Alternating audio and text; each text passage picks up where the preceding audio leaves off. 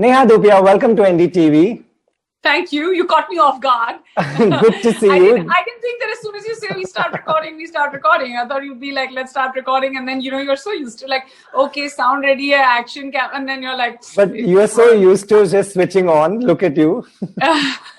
We try. Right. Lovely backdrop. Where are you? How are you doing? We are good. We're in Goa. This is our house. We're here right now. And we came for a little Christmas break, but I think we overstayed. So yeah, I mean, if Santa got us this gift of a little break away from Mumbai, it's not a bad gift. So yeah. So you are stepping out, and that's a good thing. And you've made a short film, Neha, and I saw it. I really enjoyed it. That's why I wanted to talk about it. It's called Step Out. My whole point or idea, Rohit, the thing is that when you're an actor, a lot of actors think differently, that they need to like definitely make sure that they get in on, when they hear a good piece of content, or they want to get in on the production side of it. But when, as far as I'm concerned, I shy away from production so much because I do have a production company, but I only take up jobs because I'm one-man army. So I take up jobs which I think I can, take forward in a little bit of a solo way. But more importantly, jobs that are worth my while, and a voice that I can amplify at my own level. Step Out was one such project. So Hriday, who's the director, and Suraj, who's the co-producer. So they have a production company called Strange Love Studios. And they called me, I think when everyone was sitting at home. And I was A, just excited to hear a good script. B, I was just like, as a producer, I started off and I started Big Girl Productions thinking I want to get content which is entertaining, which is informative, which is a bit stimulating. So this was definitely something where I was just like, I need to be in on this. But the big sort of problem was that I feel like we'd gone back to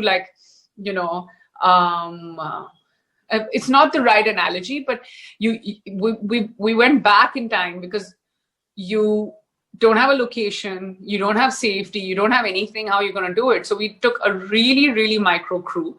Yes, that happens. You can make a film with a micro crew in India. And we were just like, let's be in on this. We shot over like 2 to 3 days.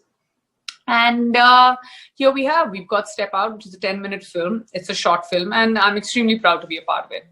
Right. So it's a 10-minute short film, and you play a therapist. This is such a good time to work on something like that, to release something like that. Firstly, therapy, still for a lot of people is a taboo. They either don't want to go for it because they don't know what they're getting into. They don't have faith, and also the taboo of what will people say if I'm going for therapy. You show this in a film where you are the therapist. Do you want to tell more what exactly is happening here? Yes. The thing is that, what's happening in the film is about, it's about a young boy who seeks therapy and who talks about, his scarred relationship with his father. But the thing is, more importantly, the message of the film is that when it comes down to abuse, it could be happening to anyone. It could be, you got to pick on signs. If you see a friend who's having a troubled relationship, complaining about the same things, your sign of abuse is not seeing someone bruised and battered. Abuse starts at an emotional level.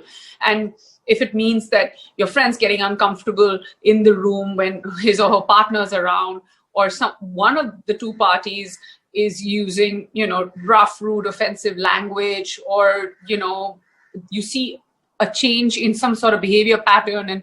And it's like sometimes friends even have a conversation saying that ever since this one's been in a relationship, not the same anymore. Maybe even that's a sign. You don't know what a sign is. You need to pick up on those signs.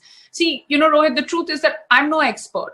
But all I can say is that I've been around people who've had mental health issues. People have reached out to me. I've seen I had a friend of mine who went on a diving trip once, absolutely normal guy, corporate job, in his own kind of circle. You know how you have the check boxes in place? And suddenly he's like, I'm not coming back. He went on a 3-day diving trip and he didn't come back. But he's just like, I'm just not feeling okay. And I want to quit the world where I belong. And I don't want to be in a concrete jungle, be a part of this corporate job. And, then his mom was like, isko kya ho gaya hai? Isko bolwa ke naukri karo. But the point is that if you get down to it, it's not about kya ho gaya hai. The point is that it is a mental health issue. And, he saw himself and he said, listen, I'm showing signs of depression. I need to address it. It took us 3 years to get him back to the person he used to be. He's absolutely fine now. And we talk about that phase differently because, you have a different perspective on it. But you've got to talk about it. There cannot be a stigma attached. There cannot be, people saying कि इसकी जिंदगी में तो सब ठीक है, तो फिर इसको क्या प्रॉब्लम है, इसके घर में तो 4 कमरे हैं, बीवी बच्चे हैं, इसका बिजनेस ठीक चल रहा है. I mean, kudos to Deepika. I feel like more than anything else, she is the most beautiful person this country has seen by far. One of the most beautiful women, successful, got everything going for her. But I feel like she's also brave that she came out and spoke about it, and that's what matters. Yeah, in fact, I spoke to Shaheen Butt, and she was telling me, this was about an interview that I did with her in our studio, and she said most people who write to me in the comment section say, you have everything. Why are you depressed?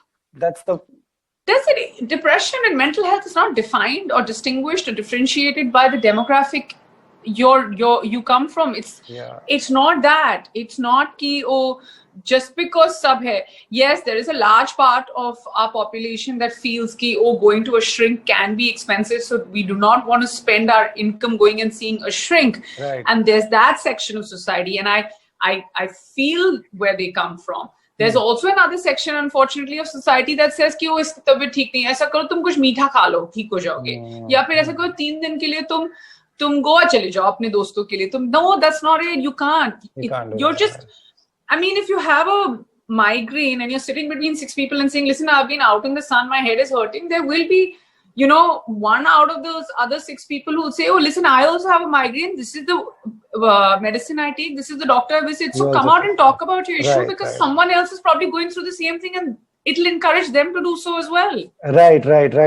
Neha, you say, you have a production house and you do, you manage it very well by yourself, or one-man army. Why would you make a short film? Just to understand, is this, are you looking at profits or just something creatively satisfying for yourself? There's no profit in a short film.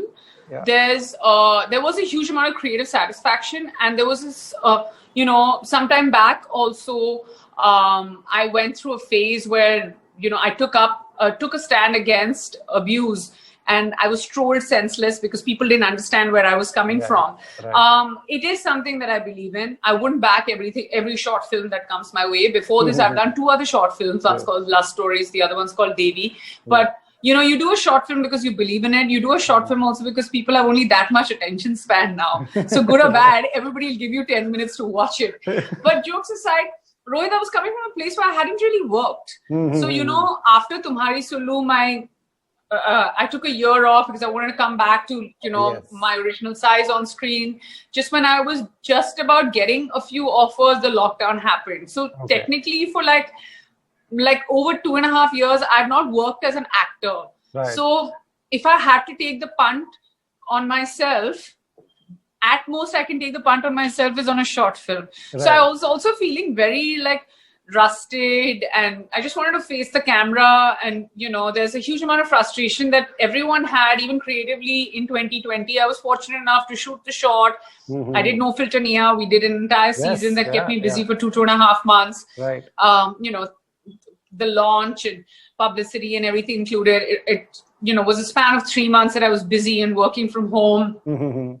And then we also went back into a bio bubble for roadies. So for me, I feel like my craving as an actor was just too much. When you see confession time, but when you see another actor who's going on a set, coming back, the joys, right? His highs and lows. Absolutely. And he did this scene and that scene. Not to say that that takes away from. I love it when Angad goes to work. Also, I get an entire shift off from him. But jokes aside, no, I love him. But you see that, so you miss the little things. Yes. But it was a very conscious decision. So for me to do the short was many reasons, and definitely profit making was not one of them. It was not on your mind. Great. So like you said, the attention span is short. We will keep this short, and then this, I have watched it, so I would highly recommend everyone to watch Neha Step Out. Neha, well done again. So when you come back from Goa, I'll see you. Yes, absolutely. Thank you so much, Rohit. And it's always wonderful talking to you. Thank you so much.